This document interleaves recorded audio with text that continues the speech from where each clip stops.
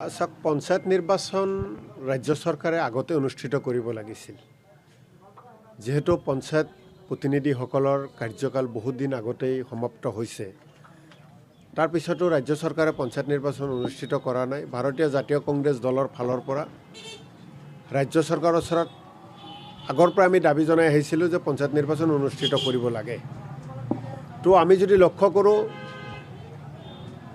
ৰাজ্যখনৰ মাননীয় মুখ্যমন্ত্ৰী ডাঙৰীয়াৰ লগতে পঞ্চায়ত বিভাগৰ মাননীয় মন্ত্ৰী ডাঙৰীয়াই সময়ে সময়ে পঞ্চায়তৰ কথা কয়, আমি অমুক তাৰিখত ঘোষণা কৰিম, এটা সম্ভাৱ্য তাৰিখ দিয়ে। যোৱাকালিও এটা সম্ভাৱ্য তাৰিখ মুখ্যমন্ত্ৰী ডাঙৰীয়াই দিছে। এতিয়া যেতিয়ালৈকে নটিফিকেশ্যন নোলাব, যেতিয়ালৈকে আনুষ্ঠানিকভাৱে অধিসূচনা জাৰি নহ'ব ইলেকশ্যনৰ, তেতিয়ালৈকে আমি বিশ্বাস কৰিব পৰা নাই যে পঞ্চায়ত ইলেকশ্যন পাতিব। আমি কংগ্ৰেছ দল সম্পূৰ্ণভাৱে সাজু হৈ আছোঁ পঞ্চায়ত নিৰ্বাচনৰ ৰণৰ যুঁজ দিবলৈ। আমাৰ বুথ লেভেলৰ পৰা আৰম্ভ কৰি প্ৰদেশ পৰ্যন্ত, প্ৰদেশ কংগ্ৰেছ পৰ্যন্ত সকলোৱে সাজু। পঞ্চায়ত নিৰ্বাচন পাতিব লাগে আৰু পঞ্চায়ত নিৰ্বাচন আমি আমাৰ দলীয় ফালৰ পৰা ভালকৈ আমি খেলিম আৰু আমি ৰাজ্যখনৰ জনতাৰ আশীৰ্বাদত আমি জয়যুক্ত হ'ম পঞ্চায়ত নিৰ্বাচনত। অকলে খেলিবনে পঞ্চায়ত নিৰ্বাচন?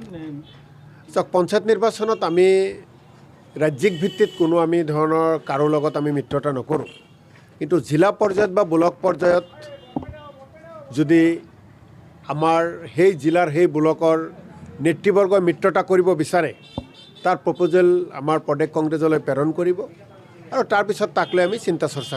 মই অখিল গগৈ ডাঙৰীয়াৰ এই কথাবিলাকৰ ওপৰত কোনো মন্তব্য নিদিওঁ, কিন্তু এটা কথা আপোনালোকক কওঁ, যিসকল জনতাই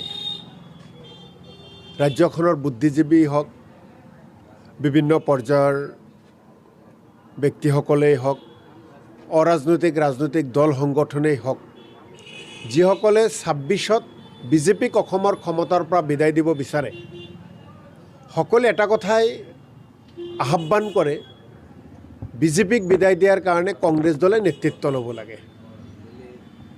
বিজেপি বিৰোধী যিসমূহ ব্যক্তি, দল, সংগঠন সকলোৱে ভাবে যে কংগ্ৰেছৰ নেতৃত্বত ২৬ত নিৰ্বাচন হওক। এইখন দেশ গণতন্ত্ৰ দেশ আৰু আমি প্ৰত্যেকজনে একোজন ভোটাৰ। আমি ভোটাধিকাৰ সাব্যস্ত কৰি আমাৰ দেশৰ শাসনভাৰ কাৰ হাতলৈ দিম তাক আমি নিৰ্ণয় কৰোঁ। গতিকে গণতান্ত্ৰিক দেশ এখনত য'ত ভোটৰ জৰিয়তে কেন্দ্ৰ আৰু ৰাজ্য চৰকাৰ গঠন হয় বা বিভিন্ন পৰ্যায়ৰ ক্ষমতা দিয়া হয়, তেনেক্ষেত্ৰত প্ৰত্যেকজন ব্যক্তিয়েই ইয়াতে ৰাজনীতিৰ লগত জড়িত, কোনোবাই প্ৰত্যক্ষ, কোনোবাই পৰোক্ষ। আমিতো ৰাজনীতিৰ পথাৰখনলৈ সকলোৱে অহাটো বিচাৰোঁ। মইতো সকলোৱে অহাটো বিচাৰোঁ, ৰাজনীতিক লৈ সকলোৱে এক্টিভ হৈ থকাটো বিচাৰোঁ। তেতিয়া ৰাজনীতিৰ ক্ষেত্ৰখন আৰু যথেষ্ট ভাল হৈ উঠিব। যিকোনো খবৰৰ বাবে যোগাযোগ কৰক 7099017330 লগতে 7099017110 নম্বৰত।